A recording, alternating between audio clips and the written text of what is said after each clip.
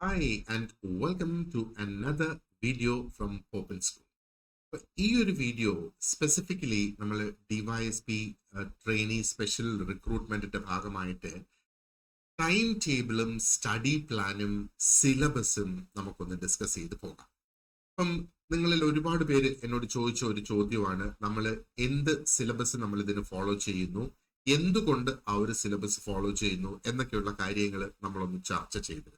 അപ്പൊ ഞാൻ ആ ഒരു ടൈം ടേബിളിലും സ്റ്റഡി പ്ലാനിലേക്കും കടക്കുന്നതിന് മുന്നേ നമുക്ക് എന്താ പറയേണ്ടത്, ആ ഒരു എന്തുകൊണ്ട് ഞാൻ ഈ സിലബസ് എടുക്കുന്നു, അതായത് നമ്മളിപ്പോ ഇവിടെ തൽക്കാലം ഫോക്കസ് ചെയ്യുന്ന സിലബസ് എന്ന് പറയുന്നത് കേരള PSC SI സെലക്ഷന് വേണ്ടിയിട്ട് കണ്ടക്ട് ചെയ്യുന്ന പരീക്ഷയുടെ സിലബസ് ആണ് നമ്മൾ എടുത്തിരിക്കുന്നത്. ഓക്കെ, അപ്പോ ഇനി സംഭവിക്കാൻ പോകുന്നത് എന്താണെന്ന് വെച്ചാല് ഈ ഒരു സിലബസിന്റെ ഒരു എക്സ്റ്റൻഷൻ ആയിട്ട് ചിലപ്പം അഡീഷണൽ ടോപ്പിക്സ് നമുക്കുണ്ടാകും. എന്താ പറയേണ്ടത്, ഈ ഒരു ഡിവൈഎസ്പി സെലക്ഷന് വേണ്ടിയിട്ട് നമ്മൾ പരീക്ഷയ്ക്ക് പ്രിപ്പയർ ചെയ്യുമ്പോൾ. പക്ഷെ ആ ഒരു ഡിവൈഎസ്പിയുടെ എക്സാമിന്റെ സിലബസ് നമുക്ക് ആ കൺഫർമേഷൻ കൊടുക്കുന്നതിനുള്ള ആ നോട്ടിഫിക്കേഷൻ വരുന്ന സമയത്ത് മാത്രമേ നമുക്കത് ലഭിക്കൂ എന്നുള്ളതാണ് മറ്റു ഒരു പ്രത്യേകത. അപ്പൊ അതുവരെ നമുക്ക് ഒരുപാട് സമയം അങ്ങ് പോകും. ആൻഡ് ആ ഒരു സമയത്ത് നമുക്ക് പ്രിപ്പയർ ചെയ്യാൻ ഏറ്റവും അനുയോജ്യമായ ഒരു സിലബസ് ആണ് SI സെലക്ഷന് വേണ്ടിയിട്ടുള്ളത്. അപ്പൊ എന്തുകൊണ്ട് ഇത് അനുയോജ്യമാണ് എന്ന് പറയുന്നു എന്നുള്ള ആ ഒരു കാര്യം ഞാൻ പറഞ്ഞിട്ട് നമുക്ക് സിലബസിന്റെ ഡീറ്റെയിൽസിലേക്ക് കടക്കാം. ഞാൻ ഈ ഒരു സിലബസ് നിങ്ങളെ ഒന്ന് കാണിക്കട്ടെ. അപ്പൊ ഈ സ്ക്രീനിൽ കാണുന്ന സിലബസ് എന്ന് പറയുന്നത് 2021 വന്ന നോട്ടിഫിക്കേഷൻ കാറ്റഗറി 566 അല്ലെ, നോട്ടിഫിക്കേഷൻ നമ്പർ 566/2021. അപ്പം ഇതും ഒരു സ്പെഷ്യൽ റിക്രൂട്ട്മെന്റ് ആണ്. ഈ ഒരു സ്പെഷ്യൽ റിക്രൂട്ട്മെന്റ് SC/ST കാറ്റഗറിയുടെ തഹസിൽദാർ പൊസിഷനിലേക്ക് നടന്ന സ്പെഷ്യൽ റിക്രൂട്ട്മെന്റ് ആണ്. അപ്പം ഈ ഒരു സ്പെഷ്യൽ റിക്രൂട്ട്മെന്റിന് അവിടെ ഉപയോഗിച്ചിരിക്കുന്ന സിലബസ് എന്ന് പറയുന്നത് ആ ഒരു ലാൻഡ് റവന്യൂ ഡിപ്പാർട്ട്മെന്റിലേക്കുള്ള മറ്റ് ഡിഗ്രി ലെവൽ തസ്തികകളിലേക്ക് സെലക്ട് ചെയ്യാൻ ഉപയോഗിക്കുന്ന അതേ സിലബസ് തന്നെയാണ്. പക്ഷേ ഇവിടെ ഒരു വ്യത്യാസം എന്ന് പറയുന്നത്, നമ്മൾ ഈ ഒരു തഹസിൽദാറിന്റെ എക്സാമിന്റെ ആ ഒരു ക്വസ്റ്റ്യൻ പേപ്പർ എടുത്ത് നമ്മൾ നോക്കുകയാണെങ്കിൽ, അല്ലെങ്കിൽ ഇത് വന്നപ്പോഴേക്കും എന്താ പറയണ്ടേ, ഇതിപ്പം തഹസിൽദാർ പൊസിഷന് വേണ്ടിയിട്ടുള്ള ആ ഒരു സിലബസ് തന്നെയാണ്. ഇത് ആ ഒരു ലാൻഡ് റവന്യൂ ഡിപ്പാർട്ട്മെന്റിന് വരുന്ന ആ സിലബസിന്റെ അതേ രൂപത്തിലാണ്. പക്ഷേ ഇവിടെ കുറെ അധികം ഡെപ്തിൽ അത് കടന്നു പോയിട്ടുണ്ട് എന്നുള്ളത്. അപ്പൊ എന്തുകൊണ്ട് ഇവിടെ നമുക്ക് കുറെ അധികം ഡെപ്ത് ആവശ്യമായിട്ട് വരുന്നത്? തഹസിൽദാറിന്റെ പൊസിഷൻ എന്ന് പറയുന്നത് നമ്മൾ ഈ ഡിവൈഎസ്പി പൊസിഷൻ എന്ന് പറഞ്ഞതുപോലെ കുറെ അധികം അഡ്മിനിസ്ട്രേറ്റീവ് കാര്യങ്ങൾ കൈകാര്യം ചെയ്യുന്ന ഒരു പൊസിഷനാണ് ഈ തഹസിൽദാറിന്റെ പൊസിഷൻ എന്ന് പറയുന്നത്. അപ്പൊ ഉദാഹരണത്തിന് അവിടെ ഇന്ത്യൻ കോൺസ്റ്റിറ്റ്യൂഷൻ ആൻഡ് പൊളിറ്റി നമ്മൾ എടുക്കുക. ഇത് രണ്ട് പരീക്ഷയ്ക്കും, അതായത് ഒരു നോർമൽ ഡിഗ്രി ലെവൽ എക്സാമിനും ഉണ്ട്, അതേപോലെ ഈ സ്പെഷ്യൽ കാറ്റഗറി തഹസിൽദാറിന്റെ എക്സാമിനും ഉണ്ട്. അപ്പൊ ഈ പരീക്ഷയ്ക്ക് നമ്മൾ നോക്കുകയാണെന്നുണ്ടെങ്കിൽ ഇന്ത്യൻ കോൺസ്റ്റിറ്റ്യൂഷൻ, ഇന്ത്യൻ പോളിറ്റി എന്നൊക്കെയുള്ളത് വളരെ സ്ട്രോങ് ആയിട്ട് നമ്മൾ പഠിക്കണം, വളരെ ആഴത്തിൽ ഇറങ്ങി നമ്മൾ പഠിക്കണം. അതേസമയം വില്ലേജ് ഓഫീസർ പോലെയുള്ള മറ്റ് ലാൻഡ് റവന്യൂ ഡിപ്പാർട്ട്മെന്റിലേക്കുള്ള തസ്തികകൾ നമ്മൾ നോക്കി അതിന്റെ ചോദ്യപേപ്പർ നമ്മൾ നോക്കുകയാണെന്നുണ്ടെങ്കിൽ ഈ ഇന്ത്യൻ കോൺസ്റ്റിറ്റ്യൂഷന്റെയും പോളിറ്റിയുടെയും ഒക്കെ വളരെ മോഡറേറ്റ് ആയിട്ടുള്ള ഒരു അണ്ടർസ്റ്റാൻഡിങ് അവിടെ ഉണ്ടായാൽ മതി എന്നുള്ളത്. ഇനി ജനറൽ നോളജിന്റെ കാര്യം എടുക്കുകയാണെന്നുണ്ടെങ്കിൽ ഈ ഒരു പൊസിഷന് അത് വളരെ സ്ട്രോങ് ആയിട്ടുള്ള ഒരു ബേസ് ബിൽഡ് ചെയ്തിട്ട് വേണം നമ്മൾ പരീക്ഷയ്ക്ക് പോകാനായിട്ട്. നേരെ മറിച്ച് നമ്മൾ എന്താ പറയണ്ട, ഒരു ഡിവിഷണൽ അക്കൗണ്ടന്റിൻ്റെതാണെന്നുണ്ടെങ്കിൽ ആ പരീക്ഷയ്ക്ക് മോഡറേറ്റ് ആയിട്ടുള്ള ജനറൽ നോളജ് അറിഞ്ഞിരുന്നാൽ മതി. ആൻഡ് വില്ലേജ് ഓഫീസർ തസ്തികയിലേക്ക് നോക്കുകയാണെന്നുണ്ടെങ്കിൽ വളരെ ബേസിക് ആയിട്ടുള്ള ആ ഒരു ജനറൽ നോളജ് മതി. അതായത് ചോദ്യപേപ്പർ കമ്പയർ ചെയ്യുമ്പോഴാണ് നമുക്ക് അതിന്റെ ആ ഒരു വ്യത്യാസം മനസ്സിലാകുന്നത്. അതേപോലെ ഹിസ്റ്ററി, ആ ജനറൽ നോളജ് കഴിഞ്ഞ് പബ്ലിക് അഡ്മിനിസ്ട്രേഷന്റെ കാര്യത്തിൽ നോക്കുകയാണെന്നുണ്ടെങ്കിൽ അതും ഒരു കോമൺ ടോപ്പിക് ആണ്. അപ്പോൾ ബേസിക് ആയിട്ടുള്ള ഇൻഫർമേഷൻ മതി ആ ഒരു ഡിഗ്രി ലെവൽ എക്സാമിന് നമ്മൾ നോക്കുകയാണെന്നുണ്ടെങ്കിൽ ഒരു സാധാരണ തസ്തികയിലേക്ക്, വില്ലേജ് എക്സ്റ്റൻഷൻ ഓഫീസർ പോലെയൊക്കെയുള്ള ഒരു തസ്തികയിലേക്ക്. പക്ഷേ ഈ പബ്ലിക് അഡ്മിനിസ്ട്രേഷൻ നമ്മൾ ഇവിടെ നോക്കുമ്പോൾ, ലാൻഡ് റവന്യൂ ഡിപ്പാർട്ട്മെന്റിൽ നോക്കുമ്പം വളരെ ഡീപ്പായിട്ട്, അതേപോലെ ഈ കാണുന്ന ഏത് ടോപ്പിക്ക് നമ്മൾ ഇതിൽ നിന്ന് എടുത്തിരുന്നാലും ശരി തന്നെ, മറ്റ് പരീക്ഷകൾക്ക് നമ്മൾ പ്രിപ്പയർ ചെയ്യുന്നതിനേക്കാളും വളരെ ആഴത്തിൽ, വളരെ ഡീപ്പായിട്ട് നമ്മൾ പ്രിപ്പയർ ചെയ്തു പോകണം എന്നുള്ളതാണ് അതിന്റെ ആ ഒരു പ്രത്യേകത. അപ്പൊ ഇതിനെ അടിസ്ഥാനപ്പെടുത്തിയിട്ടാണ് ഞാൻ നിങ്ങളോട് പറഞ്ഞത് നമുക്ക് തൽക്കാലം SIയുടെ സിലബസ് എടുത്ത് നമുക്ക് ക്ലാസ് തുടങ്ങാം. അപ്പൊ SI സിലബസിൽ ആ ഒരു SI പരീക്ഷയ്ക്ക് വേണ്ടി പ്രിപ്പയർ ചെയ്യുന്നതിനേക്കാളും കുറെ കൂടി ഡീപ്പായിട്ട് കുറെ കൂടെ ആഴത്തിൽ ഓരോ ടോപ്പിക്കും നമുക്ക് ചർച്ച ചെയ്യാം. അപ്പൊ കോൺസ്റ്റിറ്റ്യൂഷന്റെ ലെസൺസ് ആണ് ഇപ്പോൾ നമ്മൾ കണ്ടക്ട് ചെയ്തുകൊണ്ടിരിക്കുന്നത്. കോൺസ്റ്റിറ്റ്യൂഷന്റെ ലെസൺസ് നമ്മൾ നോക്കുകയാണെങ്കിൽ ഓരോ സംഗതിയും വളരെ ഡീപ്പായിട്ട് അനലൈസ് ചെയ്താണ് അതിനകത്ത് നമ്മൾ മുന്നോട്ട് പോകുന്നത്. കാരണം അത്രത്തോളം ഡീപ്പായിട്ടുള്ള ഒരു ഒരു ഒരു നോളജ് നമുക്ക് ആവശ്യമായിട്ട് വരും ഈ DYSP എക്സാമിന് നമ്മൾ നോക്കുമ്പോൾ. അപ്പോ എന്താണ് ഇപ്പൊ നമ്മൾ ഫോളോ ചെയ്യുന്ന ആ ഒരു ഫോർമുല എന്ന് പറയുന്നത്? SI പരീക്ഷയുടെ സിലബസ് നമ്മൾ എടുത്തിരിക്കുന്നു. ആ SI പരീക്ഷയുടെ സിലബസിൽ വളരെ ഡീപ്പായിട്ടുള്ള ഒരു വിശകലനവും പഠനവും നമ്മൾ അവിടെ നടത്തുന്നു. അതേപോലെ ക്വസ്റ്റ്യൻസ് നമ്മൾ ക്രിയേറ്റ് ചെയ്യുമ്പോഴും കുറെ കൂടെ ആഴത്തിൽ ചെന്നിറങ്ങി നമ്മുടെ നോളജ് ടെസ്റ്റ് ചെയ്യത്തക്ക രീതിയിലുള്ള ക്വസ്റ്റ്യൻസ്, പ്രാക്ടീസ് ക്വസ്റ്റ്യൻസും മോഡൽ എക്സാംസും ഒക്കെയാണ് നമ്മൾ ഇതിന് പ്ലാൻ ചെയ്തേക്കുന്നത്. ഇനി ഈ സിലബസിന്റെ രണ്ടാം ഘട്ടം നമ്മൾ നോക്കുകയാണെന്നുണ്ടെങ്കിൽ ആക്ച്വൽ സിലബസ് നമുക്ക് ആ ഒരു കൺഫർമേഷൻ കൊടുക്കുന്ന ആ ഒരു സമയത്ത് വരും. ഏകദേശം ഡിസംബർ അവസാനത്തോടു കൂടി അടുത്ത വർഷത്തെ ആനുവൽ കലണ്ടർ PSC പ്രസിദ്ധീകരിക്കും. ഈ ആനുവൽ കലണ്ടർ നമുക്ക് കിട്ടുമ്പോൾ അറിയാൻ കഴിയും ഏത് ക്വാർട്ടറിലാണ് അല്ലെങ്കിൽ ഏത് മാസത്തിലാണ് ഈ ഒരു പരീക്ഷ നടക്കാൻ, അടുത്ത വർഷമാണ് ഈ പരീക്ഷ നടക്കാൻ പോകുന്നത്, അടുത്ത വർഷം ഏത് സമയത്ത് ഈ പരീക്ഷ നടക്കും എന്നുള്ളത്. അപ്പൊ ആ പരീക്ഷയ്ക്ക് ഒരു 2-3 മാസം മുന്നേ നമുക്ക് എന്താ പറയണ്ട കൺഫർമേഷൻ കൊടുക്കാനുള്ള ആ ഒരു നോട്ടിഫിക്കേഷൻ വരും. ആ സമയത്ത് നമുക്ക് ഇതിന്റെ ആക്ച്വൽ സിലബസ് കിട്ടും. അപ്പൊ നമ്മൾ അതിന്റെ ആ ഒരു ബേസ് നമ്മൾ കംപ്ലീറ്റ് ഈ സമയത്ത് ബിൽഡ് ചെയ്യുന്ന ആ ഒരു സിലബസ്, ഇതിന്റെ ആക്ച്വൽ സിലബസ് വരുന്ന സമയത്ത് എന്താണ് അവിടെ വ്യത്യസ്തമായി നമ്മൾ നോക്കേണ്ടത്, അല്ലെ കൂടുതൽ ആഴത്തിൽ നോക്കേണ്ടത്, അല്ലെങ്കിൽ എന്തെങ്കിലും പുതിയ ടോപ്പിക് ഉള്ളത്, അത് ഇമീഡിയറ്റ് ആയിട്ട് നമുക്ക് കോഴ്സിൽ ആഡ് ചെയ്യാനും അത് നമുക്ക് പഠിച്ച് പൂർത്തീകരിക്കാനും സാധിക്കും എന്നുള്ളതാണ്. കാരണം അപ്പോ നമുക്ക് ഓൾറെഡി സമയം കാണും. ഈ ഒരു കംപ്ലീറ്റ് പരീക്ഷയ്ക്ക് ആ ഒരു ചുരുങ്ങിയ കാലയളവിൽ നമ്മൾ പ്രിപ്പയർ ചെയ്യുന്നതിനേക്കാളും പരീക്ഷയ്ക്ക് ഇപ്പോഴേ പ്രിപ്പറേഷൻ സ്റ്റാർട്ട് ചെയ്യുക.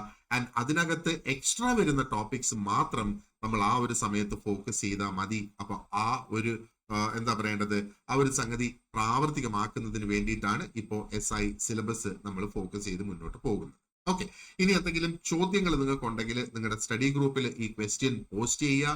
അല്ലെങ്കിൽ നിങ്ങൾ എന്നെ വിളിച്ച് ആ ചോദ്യം എന്താണെന്ന് വെച്ചാൽ ചോദിക്കുക, അല്ലെങ്കിൽ എനിക്ക് വാട്സാപ്പിൽ ഒരു മെസ്സേജ് അയക്കുക. ഞാൻ കൃത്യമായിട്ടുള്ള മറുപടി അതിന് നിങ്ങൾക്ക് തരാം. ഓക്കെ, അപ്പൊ ഞാൻ കഴിഞ്ഞ വീഡിയോയിൽ ഈ നോട്ടിഫിക്കേഷൻ ഡിസ്കസ് ചെയ്തതോടൊപ്പം ഞാൻ സിലബസും കൂടെ ഡിസ്കസ് ചെയ്തിരുന്നു. അതുകൊണ്ട് അപ്പോൾ അവിടെ നമ്മൾ ഡിസ്കസ് ചെയ്തത് SI പോസ്റ്റിനുള്ള സിലബസ് ആണ്. അതുകൊണ്ട് ഞാൻ സിലബസ് പ്രത്യേകിച്ചെടുത്ത് ഈ ഒരു വീഡിയോയിൽ ചർച്ച ചെയ്യുന്നില്ല. പകരം ഈ ഒരു വീഡിയോയിൽ നമ്മൾ എങ്ങനെയാണ് ഈ ഒരു കോഴ്സ് മുമ്പോട്ട് കൊണ്ടുപോകുന്നത്, അപ്പൊ അതിന്റെ ടൈം ടേബിൾ, അതിന്റെ സ്റ്റഡി പ്ലാൻ, ഇതൊക്കെയാണ് നമ്മൾ ഈ ഒരു വീഡിയോയിൽ ചർച്ച ചെയ്യുന്നത്. സോ ലെറ്റ് us see എന്താണ് നമ്മൾ എങ്ങനെ എവിടെ തുടങ്ങണം എന്നുള്ള ആ ഒരു അങ്കലാപ്പിലാണ് നിങ്ങൾ ഈ ഒരു സമയത്ത് നിൽക്കുന്നതെങ്കിൽ ഇതാ ഞാൻ നിങ്ങൾക്ക് വേണ്ടിയിട്ട് തയ്യാറാക്കിയിട്ടുണ്ട് ഒരു 16 വീക്സിന്റെ ഒരു സ്മാർട്ട് ആയിട്ടുള്ള ഒരു സ്റ്റഡി പ്ലാൻ. അപ്പൊ 16 ആഴ്ച കൊണ്ട് നമുക്ക് നിലവിലെ ടോപ്പിക്സ് നമുക്ക് കംപ്ലീറ്റ് ചെയ്യുക. ആൻഡ് അതിനുവേണ്ടി ഓരോ ദിവസവും നമ്മൾ ചെലവഴിക്കേണ്ടി വരുന്നത് പരമാവധി 1 മണിക്കൂറാണ്. ഇത് കൺസിസ്റ്റന്റ് ആയിട്ട് നിരന്തരം ഈ ഓരോ മണിക്കൂറും നമ്മൾ അതിന് വേണ്ടിയിട്ട് ചെലവഴിക്കുക. അപ്പൊ ഇതിന്റെ പല വേരിയൻസ് ഞാൻ പറയാം. അപ്പൊ നിങ്ങൾ ഓൾറെഡി വർക്കിംഗ് ആയിട്ടുള്ള ഒരു വ്യക്തിയാണ് എന്നും അതുകൊണ്ട് 1 മണിക്കൂർ പഠനത്തിന് വേണ്ടിയിട്ട് മാറ്റി വെക്കാൻ കഴിയും, അല്ലെങ്കിൽ അത്രേ കഴിയൂ എന്നുള്ള ആ ഒരു നിഗമനത്തിലാണ് ഞാൻ ഈ ഒരു study plan and time table ഞാൻ പ്രിപ്പയർ ചെയ്തിട്ടുള്ളത്. ഇനി ഇതിലും കൂടുതൽ സമയം നിങ്ങൾക്ക് ചെലവഴിക്കാനായിട്ട് ഉണ്ട് എങ്കിൽ, അല്ലെങ്കിൽ നിങ്ങൾ മറ്റെവിടെയും ജോലി ചെയ്യുന്നില്ല, ഡെഡിക്കേറ്റഡ് ആയിട്ട് ഇതിനു വേണ്ടി പ്രിപ്പയർ ചെയ്യുകയാണെങ്കിൽ കൂടുതൽ സമയം നമുക്ക് ചെലവഴിക്കാം. There is no problem. അപ്പൊ അത് പഠിക്കുന്നതിന് വേണ്ടിയിട്ടുള്ള മെറ്റീരിയൽസ് എല്ലാം നമ്മൾ നമ്മുടെ ഗോൾഡ് ബാച്ചിലൂടെ നിങ്ങൾക്ക് അവൈലബിൾ ആക്കുകയും ചെയ്യും. ഓക്കെ, സോ ഈ 16 ആഴ്ചയിൽ നമ്മൾ എന്തൊക്കെയാണ് ചെയ്യുന്നത്, അല്ലെങ്കിൽ നമ്മുടെ ഒരു ടിപ്പിക്കൽ വീക്ക് എങ്ങനെയായിരിക്കണം, ആ ഒരു ആഴ്ച എങ്ങനെയായിരിക്കണം എന്നുള്ളതാണ് നമ്മുടെ ഈ സ്റ്റഡി പ്ലാൻ പ്രകാരം. അപ്പം മൺഡേ മുതൽ തുടങ്ങി ഫ്രൈഡേ വരെ, അതായത് തിങ്കളാഴ്ച മുതൽ തുടങ്ങി വെള്ളിയാഴ്ച വരെ 1 മണിക്കൂർ സമയം നമ്മൾ ഡെഡിക്കേറ്റ് ചെയ്യുക. അപ്പോ ഈ 1 മണിക്കൂർ സമയത്ത് നിങ്ങൾക്ക് പഠിക്കേണ്ട ലെസൺ, അതിന്റെ കൃത്യമായിട്ടുള്ള നോട്ട്സ്, അതിന്റെ പ്രാക്ടീസ് ക്വസ്റ്റ്യൻസ്, അതിന്റെ റെക്കോർഡ് ചെയ്തിട്ടുള്ള വീഡിയോ ലെക്ചർ, ഇത് മൂന്നും അതാത് ദിവസം ഞാൻ രാവിലെ 5 മണിക്ക് മുന്നേ നിങ്ങൾക്ക് അത് അവൈലബിൾ ആക്കി തരും. അല്ലെ തലേ ദിവസം തന്നെ ഞാൻ അത് അവൈലബിൾ ആക്കും. അടുത്ത ദിവസത്തെ ക്ലാസ്സിന് നമുക്ക് നോക്കാനുള്ള ആ ഒരു മെറ്റീരിയൽസ്. അപ്പൊ വീഡിയോ എന്ന് പറയുമ്പോഴത്തേക്ക് ഒരു 30-35 മിനിറ്റ് ആയിരിക്കും ആ ഒരു ലെക്ചർ ഉണ്ടാവുക. അതിലെ നോട്ട്സ് എന്നും പറയുന്നത് ആ ലെക്ചർ കേൾക്കുന്നതോടൊപ്പം തന്നെ ആ നോട്ട്സും നമുക്ക് കണ്ടിന്യൂ ചെയ്തു പോകാം, ആ നോട്ട്സും നമുക്ക് വായിച്ചു പോകാം.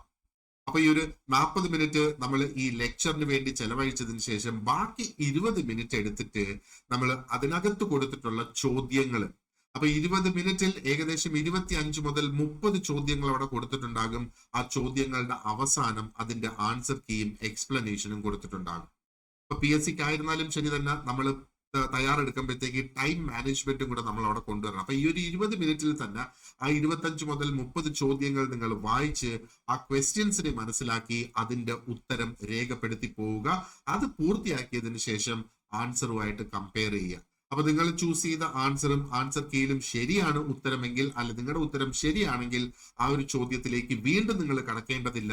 പക്ഷെ ആ ഒരു ഉത്തരം നമ്മൾ ഊഹിച്ചതാണെങ്കിലോ അല്ലെങ്കിൽ നമുക്കത് തെറ്റിപ്പോയിട്ടുണ്ടെങ്കിലോ തീർച്ചയായിട്ടും അതിന്റെ ആൻസറിന്റെ കാരണം അല്ലെങ്കിൽ എന്തുകൊണ്ട് അതിന്റെ ആൻസർ ഇന്നതാണ് എന്ന് ആൻസർ കീയുടെ എക്സ്പ്ലനേഷനിൽ ഞാൻ കൊടുത്തിട്ടുണ്ട്.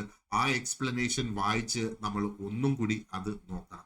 പിന്നെ റിവൈസ് ചെയ്യുന്ന സമയത്ത് നിങ്ങൾക്ക് ഈ തെറ്റിപ്പോയ ഏരിയാസ് ഒക്കെ നമുക്ക് വീണ്ടും കവർ ചെയ്യാനായിട്ട് സാധിക്കും. അപ്പോൾ തിങ്കളാഴ്ച മുതൽ വെള്ളിയാഴ്ച വരെ ഈ ഒരു ശൈലിയാണ് നമ്മൾ ഫോക്കസ് ചെയ്യേണ്ടത് അല്ലെങ്കിൽ ഫോളോ ചെയ്യേണ്ടത്. ശനിയാഴ്ച ആകുമ്പോൾ നമ്മൾ ഈ ദിവസങ്ങളിൽ പൂർത്തീകരിച്ച അത്രയും ടോപ്പിക്സിന്റെ ഒരു മോക്ക് ടെസ്റ്റ് നമ്മൾ കണ്ടക്ട് ചെയ്യും. അപ്പൊ നമുക്ക് 2 തരത്തിലുള്ള ടെസ്റ്റുകളുണ്ട്, ഒന്ന് മോക്ക് ടെസ്റ്റ്, ഒന്ന് മോഡൽ എക്സാം.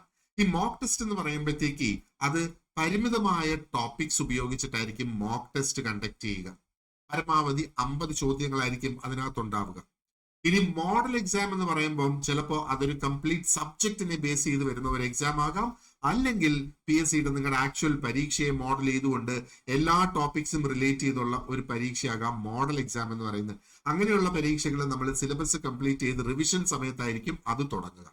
അപ്പൊ അതുവരെ നമുക്ക് മോക്ക് ടെസ്റ്റ് ആണ് നമ്മൾ മുന്നോട്ട് ഫോളോ ചെയ്യുന്നത്. ഓക്കെ, അപ്പോ ശനിയാഴ്ചകളിൽ ആ ഒരു വീക്കിൽ നമ്മൾ കവർ ചെയ്ത പോർഷൻസിന്റെ മോക്ക് ടെസ്റ്റ്. ഇനി ഈ മോക്ക് ടെസ്റ്റിന്റെ ഡിസ്കഷൻ നമുക്കുണ്ടാകും. കഴിവതും അതൊരു ലൈവ് ക്ലാസ്സിലൂടെ തന്നെ നമ്മൾ നിങ്ങളെ കൂടെ ക്ഷണിച്ച് ആ ചോദ്യങ്ങളുടെ എല്ലാം ഡിസ്കഷൻ അവിടെ നടത്തും. അങ്ങനെയാകുമ്പോൾ എന്തെങ്കിലും ഡൗട്ട് ഉണ്ടെങ്കിൽ തെറ്റിപ്പോയത് എന്തൊക്കെയാണ് എന്നുള്ളത് കൃത്യമായിട്ട് നിങ്ങൾക്ക് മനസ്സിലാക്കാൻ സാധിക്കും. അത്രയല്ല, ടെസ്റ്റിനോടൊപ്പം തന്നെ ക്വസ്റ്റ്യൻ പേപ്പർ റിലീസ് ചെയ്യുന്നതിനോടൊപ്പം തന്നെ ഞാൻ അതിന്റെ ആൻസർ കീ കുറച്ച് മണിക്കൂറിന്റെ ഒരു ഗ്യാപ്പ് വെച്ച് ആൻസർ കീയും റിലീസ് ചെയ്യും. അപ്പൊ നിങ്ങൾ ടെസ്റ്റ് കംപ്ലീറ്റ് ചെയ്ത് കഴിഞ്ഞാൽ ഉടനെ ആ ആൻസർ കീയുമായിട്ട് വെച്ച് നിങ്ങൾക്ക് താരതമ്യം ചെയ്ത് ഓൾറെഡി നോക്കാം, ഒരു സെൽഫ് റിഫ്ലക്ഷൻ അവിടെ നടത്തിയെടുക്കാം. ഇനി ഞായറാഴ്ച ദിവസം നമ്മൾ മാറ്റി വെച്ചിരിക്കുന്നത്, ആ ദിവസം പുതിയ ടോപ്പിക് ഒന്നും ഉണ്ടാകില്ല. അത് ശനിയും ഞായറും നമുക്ക് അതിനു വേണ്ടിയിട്ട് ഉപയോഗിക്കാം. അതായത് ചില ദിവസങ്ങളിൽ നമുക്ക് തിങ്കളാഴ്ച മുതൽ വെള്ളി വരെയുള്ള ചില ദിവസങ്ങളിൽ ഏതെങ്കിലുമൊക്കെ ഒരു ടോപ്പിക് നമുക്ക് മിസ്സായി പോയാൽ അത് ഈ 2 ദിവസങ്ങൾ ഉപയോഗിച്ച് നമ്മൾ അത് ക്യാച്ചപ്പ് ചെയ്തെടുക്കണം.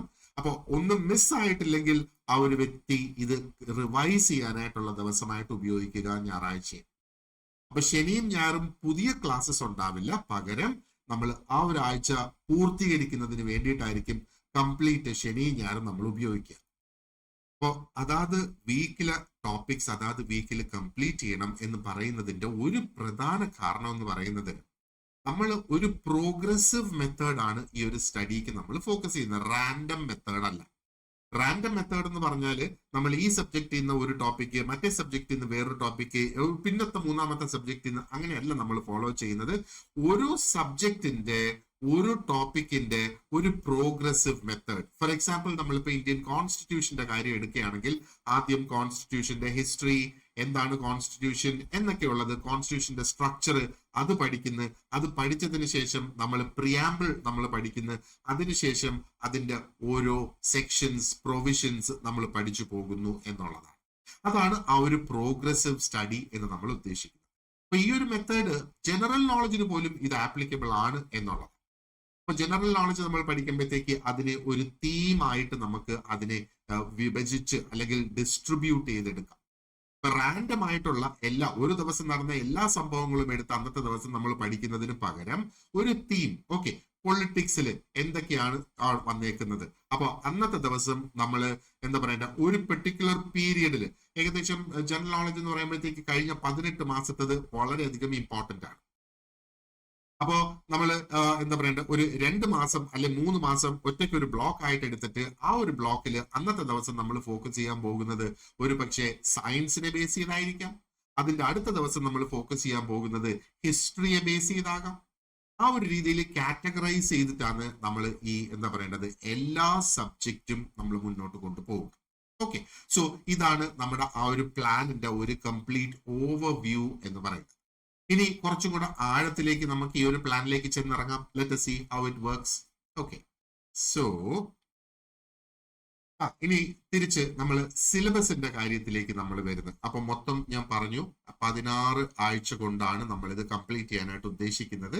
അപ്പോൾ ഇനി ആ ഒരു സിലബസ് എങ്ങനെയാണ് ഈ ഒരു 16 ആഴ്ചയിൽ നമ്മൾ ഡിസ്ട്രിബ്യൂട്ട് ചെയ്ത് അതിനകത്ത് വരാൻ പോകുന്ന ചോദ്യങ്ങളുടെ എണ്ണം, മാർക്ക് ഡിസ്ട്രിബ്യൂഷൻ, ഇതിനെയൊക്കെ അടിസ്ഥാനപ്പെടുത്തിയിട്ട് അതിന്റെ ആ ഒരു കണ്ടന്റിന്റെ വ്യാപ്തി, അതെന്തുമാത്രം ഡെപ്തിൽ പോകണം, ഇതിനെയൊക്കെ അടിസ്ഥാനപ്പെടുത്തിയിട്ടാണ് നമ്മൾ ഈ ഒരു ടൈം ടേബിൾ ഇവിടെ ക്രിയേറ്റ് ചെയ്തിട്ടുള്ളത് സിലബസിനെ അപ്ലൈ ചെയ്തുകൊണ്ട്.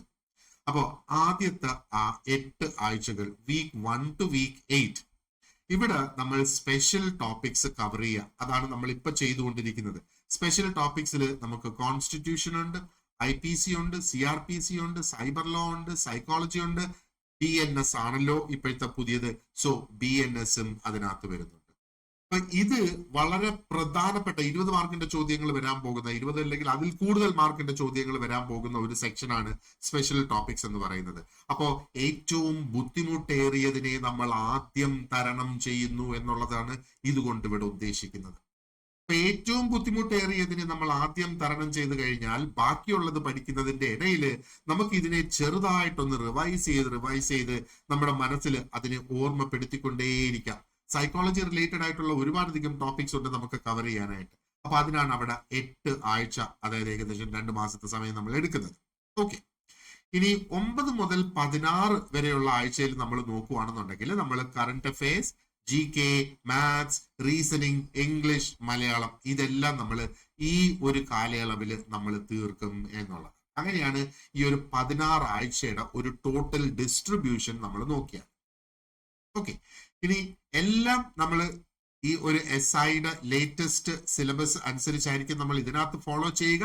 പക്ഷേ SIക്ക് അതിന്റെ ഒരു സർഫസ് ലെവൽ നമ്മൾ പഠിച്ചാൽ മതിയെങ്കിൽ ഇതിന് വളരെയധികം ഡീപ്പായിട്ട് അതിലേക്ക് ഇറങ്ങിച്ചെന്ന് നമ്മൾ മനസ്സിലാക്കേണ്ടതായിട്ടുണ്ട്. ആ ഒരു ഡിഫറൻസ് ആയിരിക്കും ഇവിടുത്തെ ഈ ഒരു പ്രിപ്പറേഷനിൽ നമ്മൾ കാണുക. സിലബസ് അത് തന്നെയാണ്. അപ്പൊ ഏത് സമയം വരെ നമ്മൾ ആ സിലബസ് ഫോളോ ചെയ്യുന്ന, നമുക്ക് അതിന്റെ യഥാർത്ഥ സിലബസ് കേരള PSCയിൽ നിന്ന് ഈ DYSP സ്പെഷ്യൽ റിക്രൂട്ട്മെന്റിനുള്ള യഥാർത്ഥ സിലബസ് കിട്ടുന്നിടം വരെ നമ്മൾ ഈ SI സിലബസ് ഫോളോ ചെയ്യുന്നു. എന്തുകൊണ്ട് അത് ഫോളോ ചെയ്യുന്നു? നമ്മൾ കഴിഞ്ഞ കാലങ്ങളിൽ സമാനമായ തസ്തികകളിലേക്ക്, ഉയർന്ന തസ്തികകളിലേക്ക് നടന്ന പരീക്ഷയുടെ ഏത് രീതിയിലായിരുന്നു അതിന്റെ ചോദ്യങ്ങൾ, ഏത് രീതിയിലായിരുന്നു അതിന്റെ സിലബസ് എന്ന് അനലൈസ് ചെയ്തപ്പോഴത്തേക്ക് നമുക്ക് മനസ്സിലായി ആ അതേ ഡിപ്പാർട്ട്മെന്റിൽ, ഇപ്പൊ ഉദാഹരണത്തിന് റവന്യൂ ഡിപ്പാർട്ട്മെന്റിന്റെ കാര്യം ഞാൻ പറഞ്ഞു, അതിൽ ഏറ്റവും ഉയർന്ന തസ്തികയിലേക്ക് ജനറൽ കാറ്റഗറിയിൽ നടക്കുന്ന ആ ഒരു എക്സാം ഉണ്ടല്ലോ, അതിന്റെ സിലബസ് തന്നെയാണ് ആ ഒരു സ്പെഷ്യൽ കാറ്റഗറിയിലോ ഉയർന്ന തസ്തികയിലേക്ക് വന്നിരിക്കുന്നത്. പക്ഷെ ചെറിയ വ്യത്യാസങ്ങൾ അതിന്റെ വ്യാപ്തിയിലാണ് ആ ഒരു, അല്ലെങ്കിൽ അത് എന്തുമാത്രം ആഴത്തിൽ പോകണം, അല്ലെങ്കിൽ ചോദ്യങ്ങളുടെ ആ ഒരു ടഫ്നെസ്, ചോദ്യങ്ങളുടെ ഒരു കാഠിന്യം, അതിനകത്താണ് ആ ഒരു വ്യത്യാസം വന്നേക്കുന്നത്. അപ്പം അതേ ലോജിക്ക് നമ്മൾ ഇവിടെ ഫോളോ ചെയ്ത് മുന്നോട്ട് പോകുന്നു എന്നുള്ളതാണ് മറ്റൊരു സംഗതി നിങ്ങൾ മനസ്സിലാക്കി. ഓക്കെ, ഇനി ഡീറ്റെയിൽഡ് ആയിട്ടുള്ള ആ ഒരു വീക്ക് വൈസ് സ്റ്റഡി പ്ലാൻ നമുക്ക് നോക്കാം. അപ്പൊ ആദ്യത്തെ ആഴ്ച നമ്മൾ കോൺസ്റ്റിറ്റ്യൂഷൻ, അതിന്റെ പ്രിയാമ്പിൾ, റൈറ്റ്സ്, ഡ്യൂട്ടീസ്, ഇതാണ് നമ്മൾ പ്ലാൻ ചെയ്തിട്ടുള്ളത്. ആൻഡ് ആ ഒരു ശനിയാഴ്ച അതിന്റെ മോക്ക് ടെസ്റ്റ് നടക്കും. അപ്പൊ ഇവിടെ ഈ ഒരു സ്റ്റഡി പ്ലാൻ ഞാൻ പറഞ്ഞിരിക്കുന്നതിനകത്ത് ചെറിയ വ്യത്യാസങ്ങൾ അങ്ങോട്ടും ഇങ്ങോട്ടും മാറാം. ഇന്ന ഒരു ദിവസത്തെ ടോപ്പിക്ക് ചിലപ്പോൾ നേരത്തെ വരാം, അല്ലെങ്കിൽ നേരത്തെ പറഞ്ഞേക്കുന്ന ഒരു ദിവസത്തെ ടോപ്പിക് അടുത്ത ദിവസം വരാം. അപ്പൊ പക്ഷേ ഇതൊരു വീക്കിന്റെ സ്ട്രക്ചർ എന്താണെന്ന് നമുക്ക് മനസ്സിലാക്കുന്നതിന് വേണ്ടിയിട്ടാണ് ഇത് ഞാൻ കൊടുത്തിട്ടുള്ളത്. പക്ഷെ ആ ഒരു ആക്ച്വൽ സിലബസ്, ടൈം ടേബിൾ അല്ലെങ്കിൽ ആ ഒരു സ്റ്റഡി പ്ലാൻ നമ്മൾ എടുക്കുമ്പോഴത്തേക്ക് ടോപ്പിക്സ് അങ്ങോട്ടും ഇങ്ങോട്ടും ചെറുതായിട്ടൊന്ന് മാറി വരാം. കാരണം അത് ഓരോ ടോപ്പിക്കിന്റെ ലെങ്ത്തും ഡെപ്തും ബ്രെഡ്ത്തും ഒക്കെ അനുസരിച്ചിരിക്കും ആ ഒരു വ്യത്യാസം വരിക. ആ ഒരു ആക്ച്വൽ സ്റ്റഡി പ്ലാൻ അല്ലെങ്കിൽ ടൈം ടേബിൾ എന്ന് പറയുന്നത് ഗോൾഡ് ബാച്ചിൽ ജോയിൻ ചെയ്യുന്നവർക്ക് നിങ്ങളുടെ ക്ലാസ് റൂമിൽ അത് നിങ്ങൾക്ക് ലഭ്യമാക്കുന്നതായി. ഇനി രണ്ടാമത്തെ ആഴ്ചയിൽ നമ്മുടെ ഫോക്കസ് എന്ന് പറയുന്നത് കോൺസ്റ്റിറ്റ്യൂഷന്റെ സ്ട്രക്ചർ, അതിന്റെ ഇൻസ്റ്റിറ്റ്യൂഷൻസ്, അമെൻമെന്റ്സ്. ഓക്കെ, ആൻഡ് രണ്ടാമത്തെ ആഴ്ചയിൽ ആ ഒരു ശനിയാഴ്ച ആകുമ്പോഴത്തേക്ക് കംപ്ലീറ്റ് കോൺസ്റ്റിറ്റ്യൂഷനെ ബേസ് ചെയ്തുകൊണ്ടുള്ള ഒരു ഫുൾ മോക്ക് ടെസ്റ്റ് നമ്മൾ അവിടെ നടത്തും. ഇനി മൂന്നാമത്തെ ആഴ്ചയോ IPC, BNS. അപ്പൊ ഇതിനകത്ത് property offences, women related offences അല്ലെങ്കിൽ റിലേറ്റഡ് സെക്ഷൻസ്, റിലേറ്റഡ് ഒഫൻസസ് അല്ല റിലേറ്റഡ് സെക്ഷൻസ്, അതിൽ നമ്മൾ സ്റ്റാർട്ട് ചെയ്യുന്നു. ആൻഡ് ആ ഒരു വീക്കിൽ ശനിയാഴ്ചയിൽ ആകുമ്പോഴത്തേക്ക് IPC പാർട്ട് 1 നമ്മൾ നടത്തും. അപ്പൊ IPC എന്ന് ഞാൻ റെഫർ ചെയ്യുമ്പോഴത്തേക്ക് ഒന്ന് മനസ്സിൽ വെച്ചോളൂ, BNS കൂടെ അതിനകത്ത് ഉൾപ്പെടുത്തിക്കൊണ്ട് തന്നെയാണ് വരുന്നത്. അപ്പൊ അത് BNS-ലോട്ട് മാറിയതെല്ലാം നമ്മൾ BNS ആയിരിക്കും പഠിക്കുക. ഈ കഴിഞ്ഞ SI സിലബസിനകത്ത് മൊത്തം IPCയുടെ റെഫറൻസ് മാത്രമേ ഉള്ളൂ. അത് BNS വരുന്നതിന് മുന്നേ വന്ന ആ ഒരു സിലബസ് ആണ്. അതുകൊണ്ടാണ് ഇവിടെയും IPC എന്ന് നമ്മൾ റെഫർ ചെയ്ത് പോകുന്നത്. പക്ഷെ അത് മനസ്സിൽ വെച്ചോളുക, IPC എന്ന് പറയുമ്പം അതിന്റെ ഏതൊക്കെ BNS-ലേക്ക് മാറിയിട്ടുണ്ടോ അതെല്ലാം BNS തന്നെയായിരിക്കും നമ്മൾ ഫോളോ ചെയ്യുക. ഇനി നാലാമത്തെ ആഴ്ചയുടെ കാര്യം നമ്മൾ നോക്കുകയാണെന്നുണ്ടെങ്കിൽ IPC ബോഡി ഒഫൻസസ്, ശാരീരികമായി ചെയ്യുന്ന പബ്ലിക് സർവൻസ് എക്സെപ്ഷൻസ്, ആൻഡ് IPCയുടെ BNS-ന്റെ ഒരു ഫുൾ മോക്ക് ടെസ്റ്റ് നമ്മൾ നാലാമത്തെ ആഴ്ചയിൽ ശനിയാഴ്ചയിൽ കണ്ടക്ട് ചെയ്യും.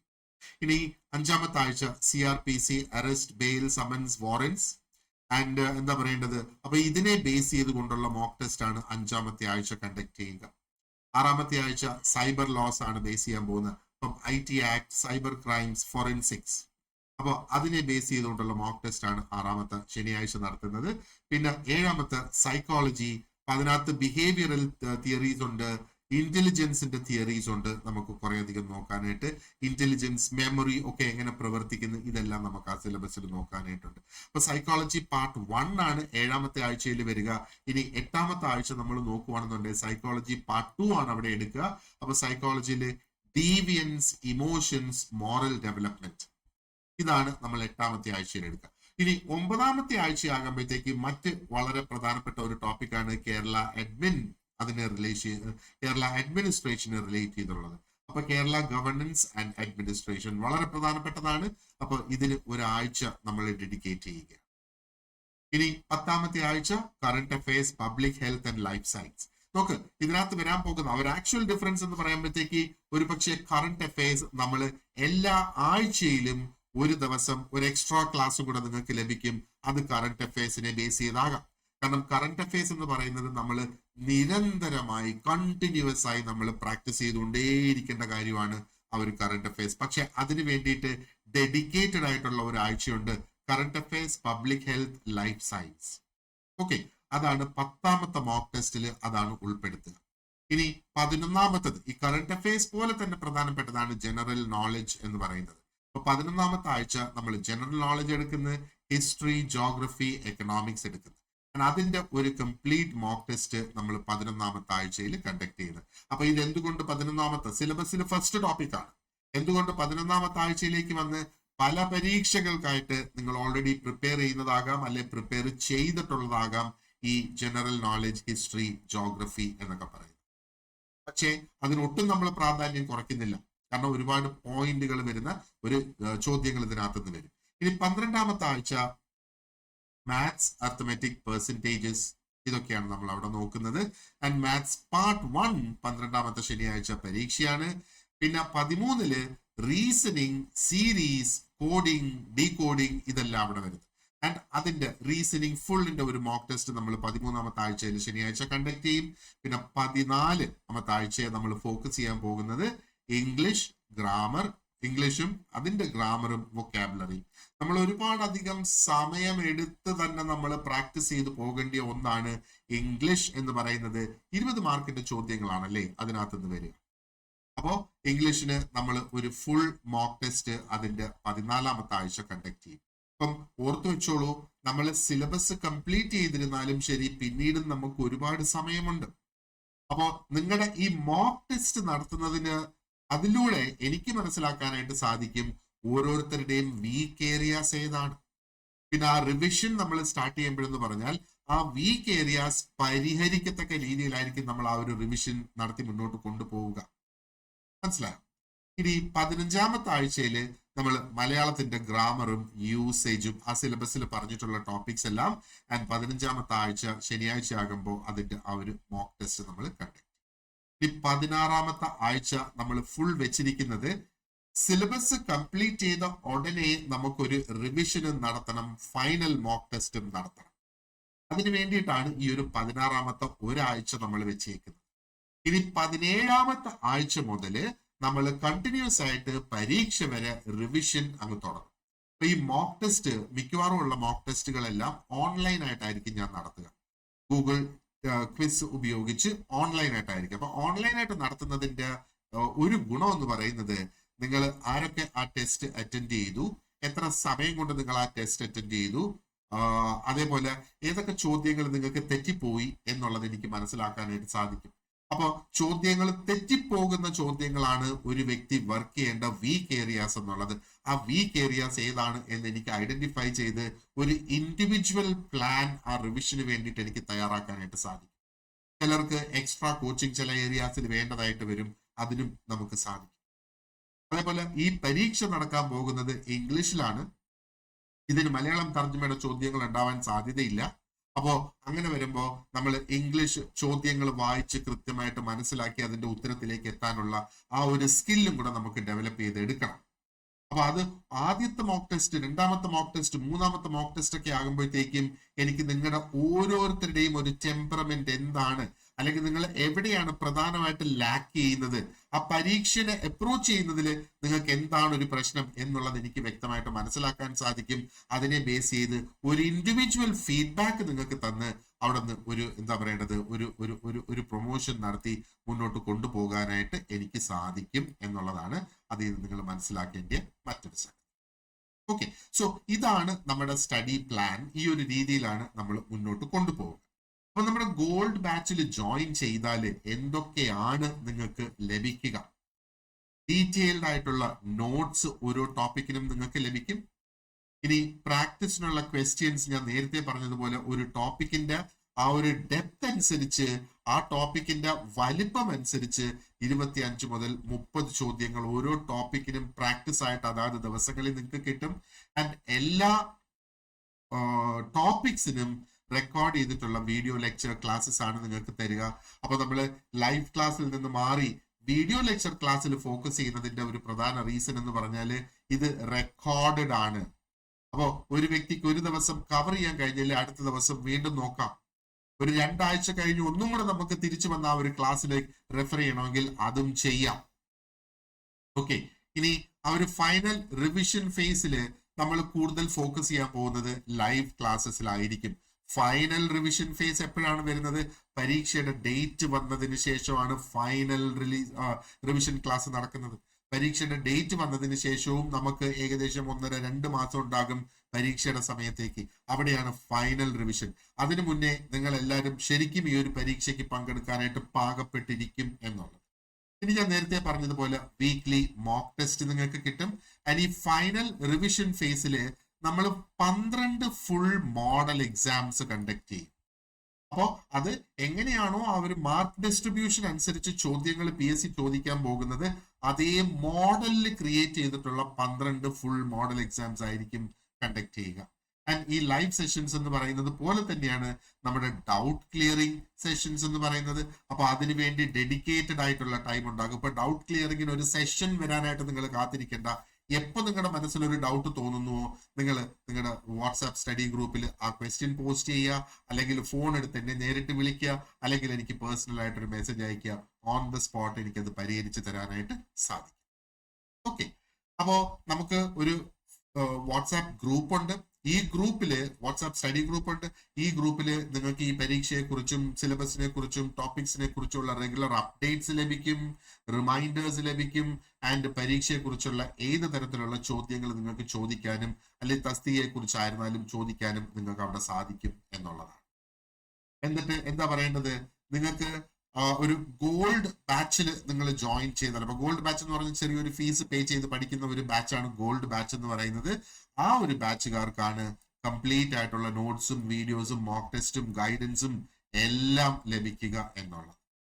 ഈ ഒരു പരീക്ഷയുടെ ഗോൾഡ് ബാച്ചിന്റെ ഫീ എന്ന് പറയുന്നത് 3500 രൂപയാണ്. ഈ ഒരൊറ്റ ഫീ മാത്രമേ ഉള്ളൂ നിങ്ങളുടെ പരീക്ഷ വരെ. ഇനി സിലബസ് മാറി എന്നും പറഞ്ഞ് അല്ലെ സിലബസിൽ പുതിയ ടോപ്പിക്സ് വന്നു എന്നും പറഞ്ഞ് അഡീഷണൽ ഫീ ഒന്നുമില്ല. ഈ ഒരൊറ്റ ഫീല് അത് കംപ്ലീറ്റ് കവേർഡ് ആണ്. അപ്പൊ പരീക്ഷ കഴിഞ്ഞ് നിങ്ങൾ എന്താ പറയേണ്ടത്, ഷോർട്ട് ലിസ്റ്റ് ആയി ഇനി ഇന്റർവ്യൂവിന് പോകാനായിട്ട് ഒരു തയ്യാറെടുപ്പ് നമുക്ക് നടത്തണമല്ലോ, അതും ഇതിൽ ഉൾപ്പെടുത്തിക്കൊണ്ട് തന്നെയാണ് നമ്മൾ ഈ ഒരു ഫീ നിർണയിച്ചിട്ടുള്ളത്. അപ്പൊ ഇന്ന് തന്നെ നിങ്ങൾ കോഴ്സിന് ജോയിൻ ചെയ്യുക. ജോയിൻ ചെയ്ത് ഇപ്പോൾ തന്നെ അതിന്റെ ഒരു പ്രിപ്പറേഷൻ നിങ്ങൾ സ്റ്റാർട്ട് ചെയ്യുക എന്നുള്ളത്. ഓക്കെ, ഈ വീഡിയോയുടെ ഡിസ്ക്രിപ്ഷൻ ബോക്സിൽ വാട്സാപ്പ് സ്റ്റഡി ഗ്രൂപ്പ് ജോയിൻ ചെയ്യാനുള്ള ലിങ്ക് ഞാൻ കൊടുത്തിട്ടുണ്ട്. എന്നെ വിളിക്കാനുള്ള നമ്പർ അവിടെ കൊടുത്തിട്ടുണ്ട്. So let's crack the exam together. നിങ്ങളുടെ ഡെഡിക്കേഷൻ ആണ് ഇവിടെ ഏറ്റവും വളരെ പ്രധാനപ്പെട്ട ഒരു സംഗതിയായിട്ടുള്ളത്. നിങ്ങൾ എത്രത്തോളം ഡെഡിക്കേറ്റഡ് ആയിട്ട് നിങ്ങൾ വർക്ക് ചെയ്യുന്നു അത്രത്തോളം ബെറ്റർ ആയിട്ട് നമുക്ക് ആ ഒരു കോമ്പറ്റീറ്റീവ് എക്സാം ക്രാക്ക് ചെയ്യാനായിട്ട് സാധിക്കും എന്നുള്ളതാണ്. Okay, so thank you very much for watching this lesson അല്ലെങ്കിൽ this video, and you have a great day ahead and wish you all the very best and success for your exams. Thank you very much.